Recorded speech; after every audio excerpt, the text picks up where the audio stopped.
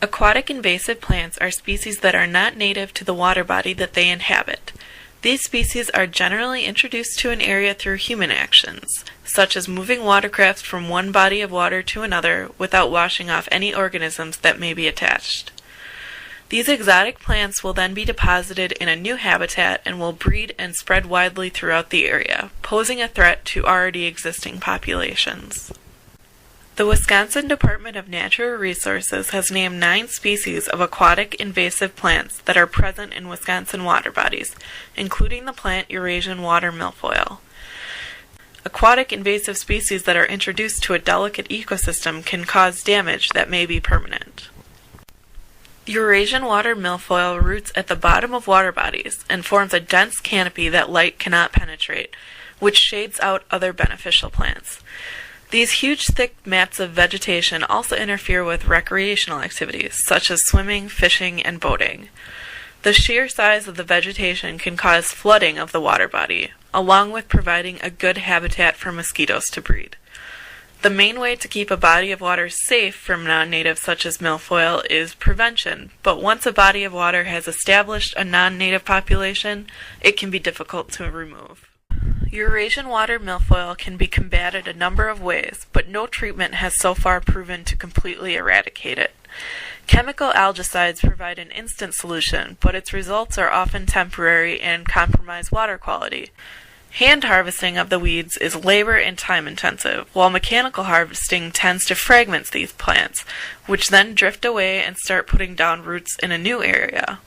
The lowering of a water body during winter can also prove fatal to water milfoil, which has no defense mechanisms against the cold, but may also have a negative impact on other plants and animals. Frequently, the North American weevil, a herbivore, is introduced because it feeds only on water milfoil. This biological control weapon has proven to be successful at reducing the population of water milfoil. In Springville Pond, an impoundment of the Little Plover River in Portage County, Wisconsin, milfoil was identified by the Department of Natural Resources in 2002. The major land use within 1,000 feet of the shoreline of Springville Pond is residential, and the pond is mainly recreated by those who live around it. Therefore, this infestation is significant not only from an ecological point of view, but also as a hindrance to the people who reside around it. In response to the discovery of water milfoil, an aquatic management plan, revised annually, has been developed.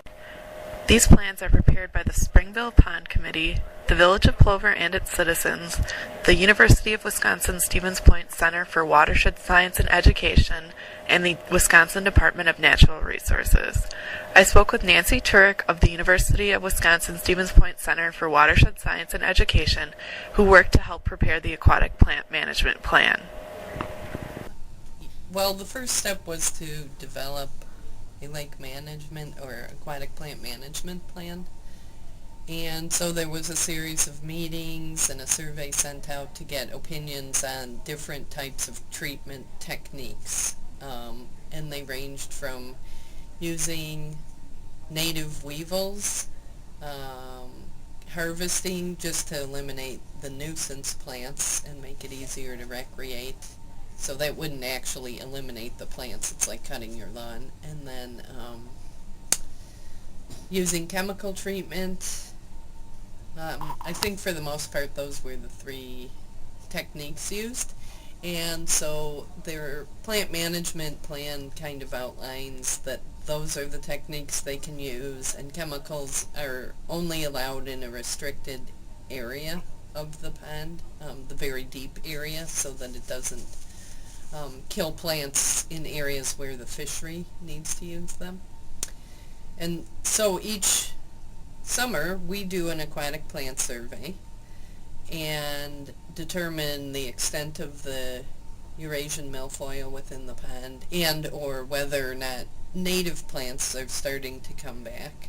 And then in the winter we meet with the citizen group, talk about what we found, learn about their experience. Was it a nuisance to them? Because our survey doesn't always pick up on how it was to recreate. And then we come up with the plan for the next year. So each year the treatments have been a little bit different. Definitely a lot of milfoil in the deeper zones. However, back in 2002, when DNR first identified that Eurasian milfoil was in the pond, the area that they mapped is about similar to where it is now.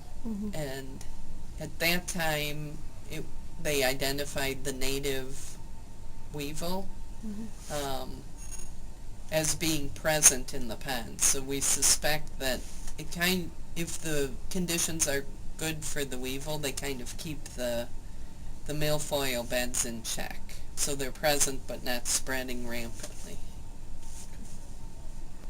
But overall, you think it was a success because there's a lot less in the shallow areas? It appears that way, but I wouldn't write it off as a success at this point because you can have conditions change. Lakes are pretty dynamic systems and respond to, we had a cooler summer this year, and so aquatic plants and algae weren't growing in abundance compared to a couple years ago. So things can change in a pond.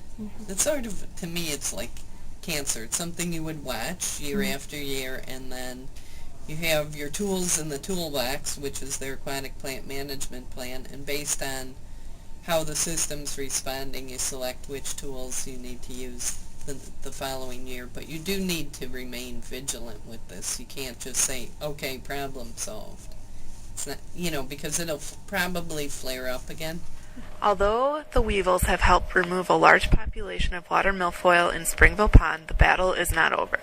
The DNR originally mapped out the locations of the milfoil in certain areas of the pond, and currently it seems not to have spread.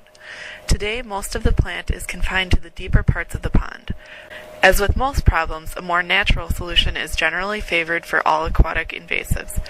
Placing a biological control agent such as weevils that are native to water bodies in Wisconsin should generally be favored over chemical algicide applications.